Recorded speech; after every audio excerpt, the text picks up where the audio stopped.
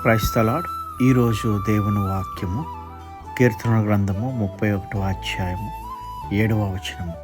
నీవు నా బాధను దృష్టించి ఉన్నావు, నా ప్రాణ బాధలను నీవు కనిపెట్టి ఉన్నావు.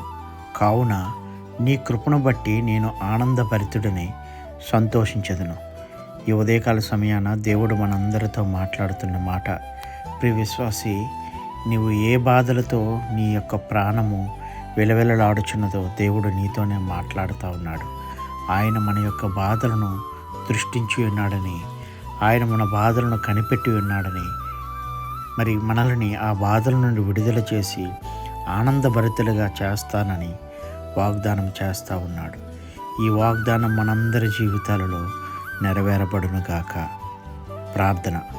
అత్యంత ప్రేమ, కృపా, కనికరం కలిగిన గొప్ప దేవ, సర్వ సృష్టికర్త, సర్వాధికారి, అవును తండ్రి, నీవు మాత్రమే మా బాధలను దృష్టించి మమ్మల్ని అందులో నుండి విడుదల కలుగు చేసి, ప్రభువా, మాకు ఆనందాన్ని కలుగు చేసిన విధానాన్ని బట్టి నీకు వందనాలు చెల్లించుకుంటూ మా కుటుంబాలను దీవించి ఆశీర్వదించమని, నీ కృపలో భద్రపరచమని నజరేయుడైన యేసయ్య నామంలో ఈ చిన్న ప్రార్థన అడిగి పొందుకుని ఉన్నాము తండ్రి.